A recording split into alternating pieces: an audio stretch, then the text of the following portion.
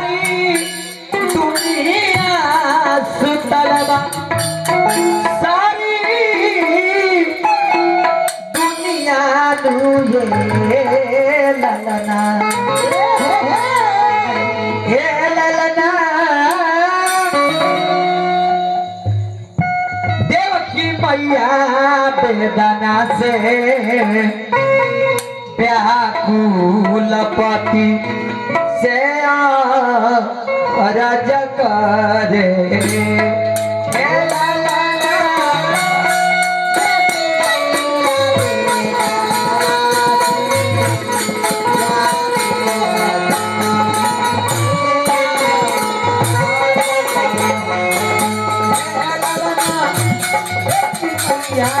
गाना से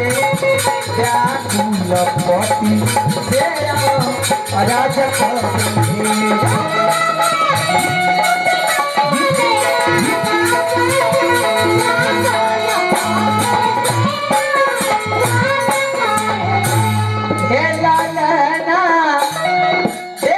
मैया बेदाना से व्याकुल पति राज करे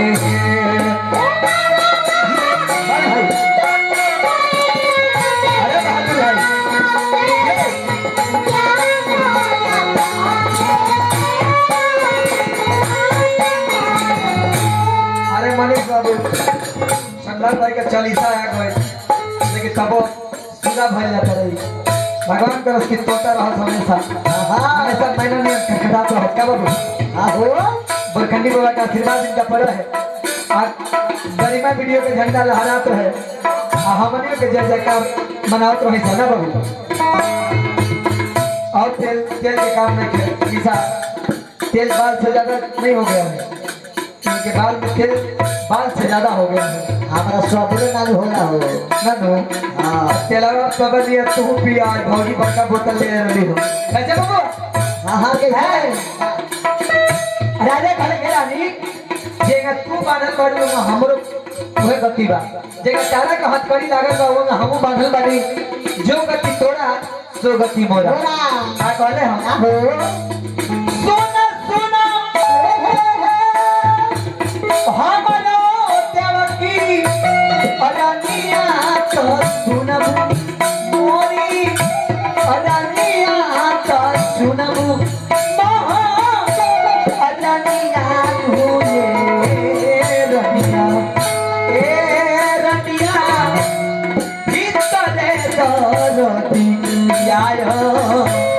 ये जब उपाय नहीं थे कोई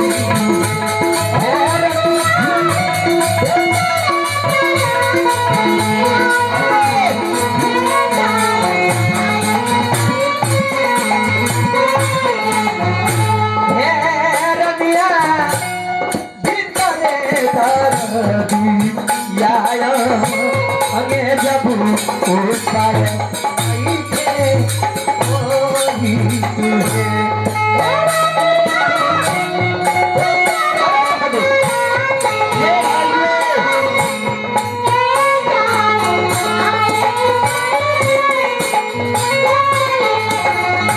भाई देखिए क्या बोल रहा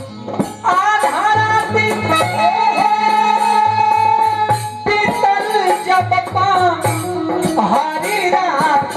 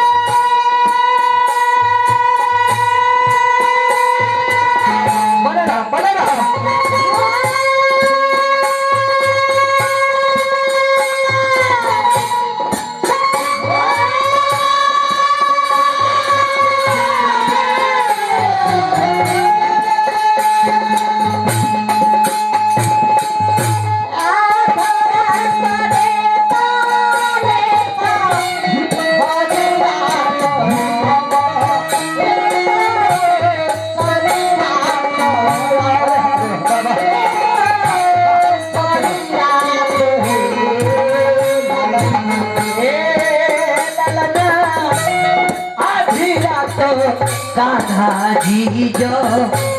न बने तकिला मेरा हो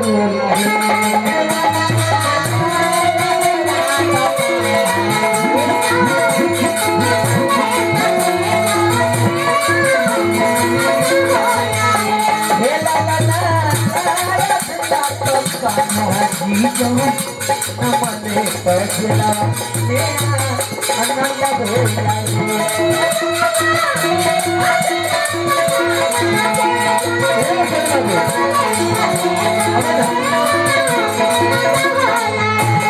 ऐनी सजा करूँगा भाई सोती गई पहाड़ी डालावा चले खुला बंद के तुम्हारा बात खुला बंद के तुम्हारा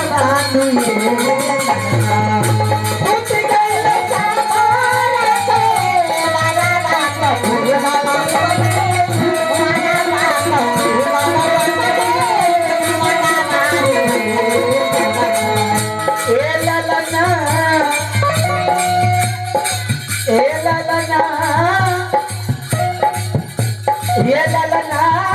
सुती गईले सब भरू तारावा कबू के जाओ नम भईले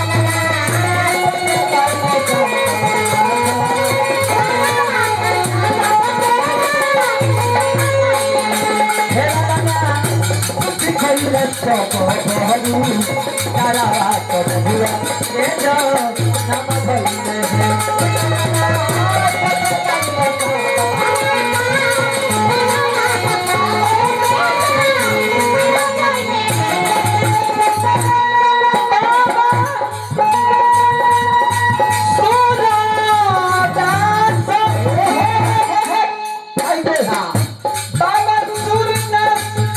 बाबू वो बाबा स्वर्ग आवतरे निशा वो बाबा स्वर्ग आवतरे जना बाबा के आंख नहीं खे जरा पर ध्यान दे सूरदास जी के आंख रहे लेकिन सूरदास जी कृष्ण भक्ति खातिर अखिया खोल के तो चले जो संसार के देखे तो भक्ति ना हो आउर स्वर्ग आवतरे कैसे बाबा सूरदास के तोहरा गाइले गाइले